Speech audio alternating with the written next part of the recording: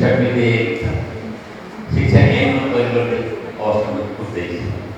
अब शिक्षा विधेयक कस्तो भयो भने एउटा प्यान्डोरा बक्समा हामीले एकदम एसएलसीको समय पढेका थियौँ। त्यो बक्स पुग्यो, त्यसबाट धेरै चिजहरू बाहिर निस्के। बाहिर निस्केको लागि केही सकारात्मक छन्, केही धेरै नकारात्मक छन्। किन यस्तो हुनु पुग्यो? यो 52 वर्षपछि हामी शिक्षा थिएन। 8 वर्षपछि संविधानको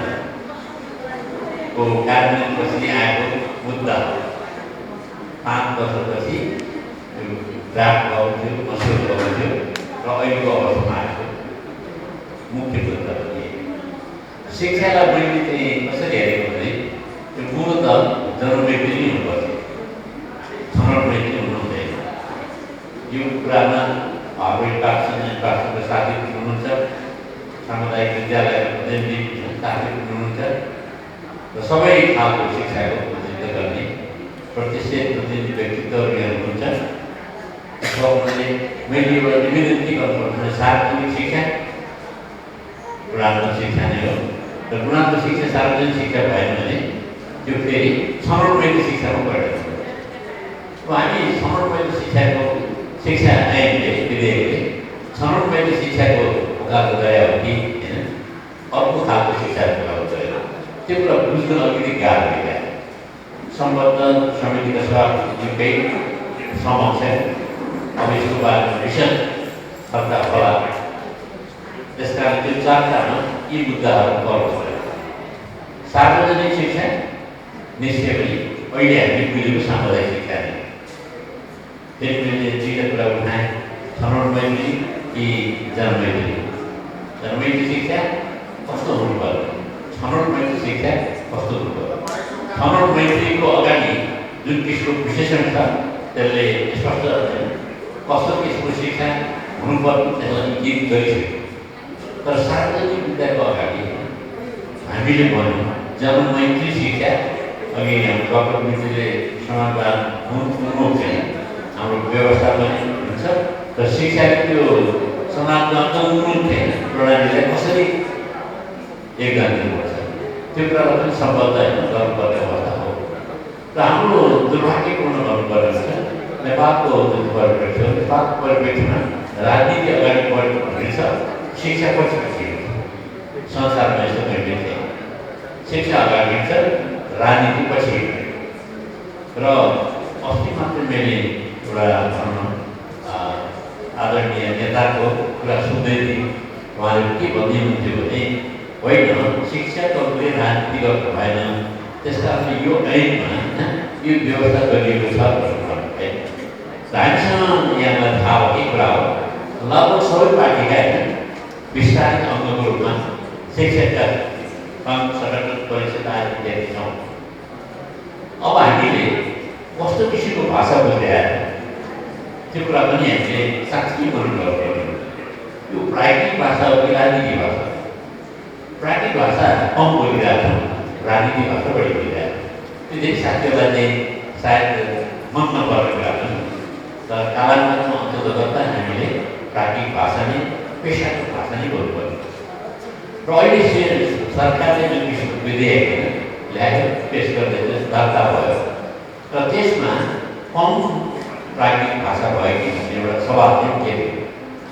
किनभने सरकारी भाषा भवनमा जुन कुराहरू लेखिएको छ त्यसमा अलिकति अहम बनाएको देखिन्छ। त्यसले शिक्षक समुदायलाई अलिकति आदर सम्मानको रूपमा त्यहाँ लेखिएको छैन। हामीसँग धेरै कानुनविदहरू छन्, यसमा जानकार साथीहरू हुनुहुन्छ होइन, र उहाँले अलिकति आदरार्थी शब्दहरू प्रयोग गर्न छुट्नुभयो कि भन्ने मलाई लागेको कुरा। र त्यसले पनि शिक्षक समुदायलाई अलिकति बनाएको हुनसक्छ। शिक्षा जनमैत्री हुनुपर्ने हुन्छ। शिक्षा छनौट मैत्री दोस्रो चरणको कुरा, जनमैत्री पहिलो कुरा। जनमैत्री शिक्षा भनेको कस्तो रहेछ भने गुणात्मक शिक्षा। गुणात्मक शिक्षा भनेको के हुन्छ? महँगो शिक्षा। सरकारले नबुझेको कुरा के भने quality education is costly, poor education cost more. यो कुरा सरकार नबुझेको हो कि सरकार के विचार छ भने अहिले तदर्थवादमा शिक्षा प्रणाली शिक्षाका मुद्दाहरू उत्तरित हुन्छन्, अनुत्तरित हुँदैन। त्यो अनुत्तरित मुद्दाहरूले फेरि पछि गएर उत्तर खोज्छन् भन्ने कुरा सरकार नबुझेको छ लाग्छ।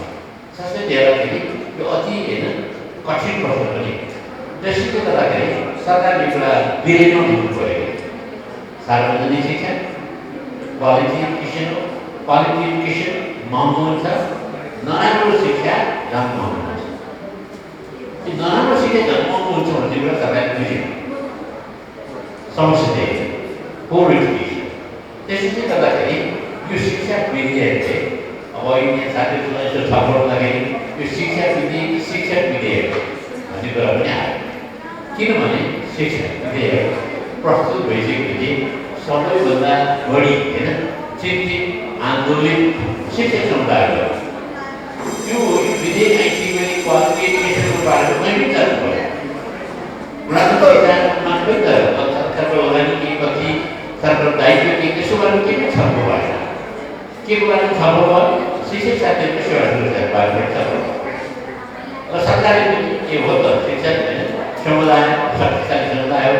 हाम्रो प्रवक्ताले भन्नुभएको थियो होइन, शिक्षकहरू त नैसर्गिक अधिकार विरोध गर्नु है मैले सिद्धान्त है। त्यसले गर्दाखेरि नैसर्गिक अधिकार हो भने शिक्षक साथीहरूको नैसर्गिक अधिकार गुणात्मक शिक्षा प्रदान गर्ने हो। गुणात्मक शिक्षामा लगानी गर्ने नैतिक दायित्व सरकार हो। यो विधेयकले गुणात्मक शिक्षामाथि गर्ने लगानीको प्रत्याभूति दिन नसकेको। त्यो प्रत्याभूति दिन नसकेको कारणले गर्दाखेरि शिक्षक साथीहरू के हुनुभयो भने चिन्तित हुनुभयो। ओहो यसको प्रभाव त सिधै हाम्रो पेसामा पनि पर्न पुग्छ कि। स्थानीय सरकारले हाम्रा सेवा सुरक्षा इत्यादि कुराहरूमा अलिकति नजिकमा आँखाले हेर्छ कि हामीलाई भन्ने डरमा पैदा हुनु पऱ्यो। त्यसले गर्दाखेरि यदि यसलाई गुणात्मक शिक्षा बनाउन सकियो भने सबै समस्याहरू समाधान हुन्छ।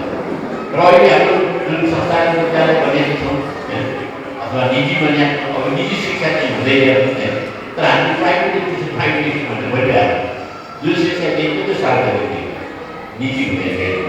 त्यस कारणले संस्थागत साथीहरूमा संस्थागत विद्यालयका साथीहरूको मेरो विनम्र अनुरोध छ कि तपाईँको गाउँमा निजी शिक्षा भन्ने कुरा चाहिँ नभन्नुपर्छ।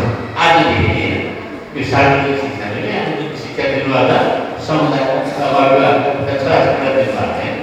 कुनै विशिष्ट वर्ग छानेर के तपाईँको त्यस्तो विधि तपाईँको नियममा निर्देशनमा त्यस्तो कुरा केही छ छैन। सबैले अलिकति छनौट प्रयोग हुन्छ, त्यो मात्रै कुरा। सार्वजनिक शिक्षाको दृष्टिकोणले त्यो भन्नै पर्दैन। तपाईँ छनौट प्रयोग कि अथवा जनप्रिय त्यो कुराले भन्नै पर्दैन। त्यसो जनप्रिय शिक्षा बनाउने हो भने माननीय अध्यक्ष हिँड्नुहुन्छ, सभापतिहरू हिँड्नुहुन्छ, उहाँले त्यो विरोध निवेदन के हो भने क्वालिटी एजुकेसन त्यो डिफाइन गर्नुपर्छ। त्यो विधेयकले पनि डिफाइन गर्नुपर्छ। त्यसलाई डिफाइन गर्नलाई चाहिँ सङ्घ संस्था आदिका हुँदैन, सरकारले डिफाइन गर्नु पऱ्यो। क्वालिटी एजुकेसनमा अर्को कतैहरू के हो? शिक्षक धारण हो कि, पाठ्यक्रम निर्माण हो कि, स्रोतको व्यवस्थापन हो कि, नियम अथवा भन्न सुपरभिजन प्रक्रियाको सबलीकरण हो कि के हो? कुन पक्षलाई गुणात्मक शिक्षामा समेट्नु पऱ्यो? त्यो पक्षको वकालत त सरकार आफै गर्नु। सरकारले गरेर चाहिँ यहाँलाई थाहा छ विशेष पक्षमा अहिले भए जसले नजिकैबाट विद्यालयको विद्यालयका शिक्षकलाई सहयोग प्रदान गर्नु, प्रोफेसर सपोर्ट प्रदान गर्नु। त्यो अङ्ग किन दिने? सरकारको जवाब थियो। त्यो अङ्ग क्वालिटी एजुकेसनको एउटा अङ्ग थियो। त्यो अङ्गलाई सरकारले दिए। र अब जो अहिलेको यस्तो महान वर्षपछि आएको भन्नु विधेयक यसले पनि त्यो कुरालाई उत्तर दिन सकेन भने कहिले उत्तर दिन्छ? त्यस कारणले क्वालिटी एजुकेसनको अमल गर्दै गएको के हो? सबैले थाहा भएको कुरा हो। सरकारले मुखरित गरिदिनु पऱ्यो। यही ऐनमा अब आउने छलफलमा यी कुराहरूको टिप्पणीका साथ उत्तर आउनु त्यो गर्नुपर्छ। सरकारले संसारका सबै सरकारले क्वालिटी एजुकेसन के हो, पब्लिक एजुकेसनमा क्वालिटी कसरी ल्याउने भन्ने कुराको परिभाषित गरेर यहाँले भन्नु होला होइन यसपछि शिक्षा नियमले आउँछ भनेर। हामीलाई थाहा छ 28 सालको शिक्षा नियमले कहिले आयो? 59 कति वर्ष नियम पनि पखेर बस्ने हामी पब्लिक एजुकेसनलाई त्यही इन्जिनियर गर्छौँ। त्यस कारणले quality education is costly. Poor education costs more. धेरै समय कुरा गरिरहेको थिएँ। अहिले सरकारले गरेको होला चाहिँ पोर एजुकेसन, क्वालिटी एजुकेसन छैन। अस्ति मैले राष्ट्रिय सङ्घको प्रतिनिधि साथी कुरा पनि सुन्दै थिएँ। मैले यसो नराम्रो गाली दिनुभयो कि हाम्रो यहाँ महासङ्घको प्रतिनिधि माथि हुन्छ झोलले नेता हुन् भन्नुभयो। तपाईँ बिचमा शिक्षक साथीहरू बिचमा सङ्घ सङ्गठन परिषद राजनीतिको बिचमा कस्तो किसिमको संवाद हो? यो राजनीति समाज के प्राप्ति छ? तपाईँ समाजको जनता चाहिँ झोले नेता भएका भने अब हामी परम्परागत बुझेको त के भने राजनीतिक पार्टीको विस्तारित अङ्ग भएर जसले काम गर्छ त्यो झोले। यो यहाँले अलिकति त्यसलाई पठाउनु गाह्रो हुँदैन। तर फेरि के हो भने साथीले यो विधेयकको बारेमा हामी चिन्तित छौँ भने प्राकृतिक आवाज बुलन्द गरौँ, राजनीति आवाजलाई अलिक मत्थर गरौँ।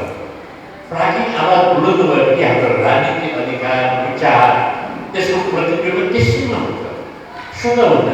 यहाँले देख्नुभएकै छ राम्रो शिक्षकलाई कसले गाली गरिरहेको छ, गाली कसले खाएको नराम्रो शिक्षक तयारी किन बस्छ एउटा प्रतिष्ठित होइन। अनि पार्टीमा बढी जाने विद्यालयमा कम जाने शिक्षक गाली खाने शिक्षक। अब यो कुरोको प्रत्याभूति नानीले दर्शै गर्दै उहाँ त भन्नुभएको छ र हामीले राजनीतिक विचारधाराबाट अब सर्नु खोजेको शिक्षकलाई त्यो सकिँदैन। यो कुरा बुझ्नु पर्यो सरकारले। उहाँ हाम्रो राजनीतिबाट प्रतिनिधित्व गरेर आउने संसदमा राजनीतिक भाषा बोल्ने होइन, जनताको भाषा कम बोल्ने र उहाँले आएर चाहिँ शिक्षक प्रतिनिधि साथीहरूलाई तपाईँले राजनीतिक भाषा कम बोल्नुहोस्, जनताको भाषा बढी बोल्नुहोस् भनेर त्यो मिल्दैन। उहाँले भन्नुभयो जनताको भाषा बोल्ने पनि पेसाको भाषा बोल्नुहोस् र राजनीतिक भाषा कम बोल्नुहोस् भन्नुभयो। अब हामीले शिक्षक साथीहरूले विधेयकले कसरी हेरेको जनसमुदाय भन्ने कुरा पनि क्याउनु पर्यो। जनसमुदायसँग विधेयकको सरकार कम छ, पोषण बढी छ, यही पार्टी छ। राजनीतिक विचारधारा बुझ्ने समूह छ, यसको सरकार बढी छ कि यसको सम्बद्धता बढी। त्यस कारणले गर्दाखेरि त्यो सम्बद्धतालाई पनि पुनर्मूल्याङ्कन सरकारले गरोस्। अब संसदमा यी कुराको छलफल होस् र साथीले यो ऐनलाई शिक्षक साथीहरूको, विद्यार्थीहरूको, अभिभावकको अपेक्षाको सम्बोधन गर्ने खालको ऐन बन्न जाने हो भने यी कुरा चाहिँ धेरै महत्त्वको कुरा हो। मैले यी कुरा फेरि दोहोऱ्याइराख्न चाहन्न। मेरो निवेदन के हो भने माननीय सभापतिज्यूलाई क्वालिटी एजुकेसन डिफाइन गरिदिनुहोस्। क्वालिटी एजुकेसनका सूचनाहरू सतत मानिसहरू विभागले काम गरिरहेका छन् होइन। श्रीमानको सरकार सरकार नहुँदैन, हाम्रो सरकारको नेपाल सरकारको अब हामी श्रीमान सरकार धेरै हुन्थ्यौँ नि।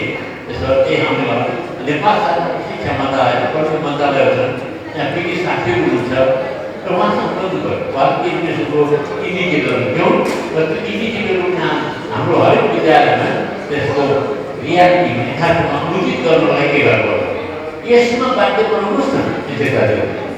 यसो बाध्य बनाउनु भएको छैन। तपाईँले भन्नुहुन्छ राजनीति गरेर नबोल्नु भनेर है। यतातिर उहाँलाई इङ्गेज गर्नुहोस् त, स्वतः उहाँको राजनीतिक विचार सोचको सम्बद्धता नहुँदै भएको कुरा चाहिँ अन्तिममा मेरो निवेदन के छ भने शिक्षा विधेयक ऐन बन्न गइरहेको छ र हाम्रो समितिको अध्यक्ष हुनुहुन्छ, सभापति हुनुहुन्छ, उहाँले त्यहाँ भएको छलफललाई यिनी मुद्दामा आएर निर्देशित गरेर छलफल अगाडि बढाइदिनु छ। यति निवेदन गरे।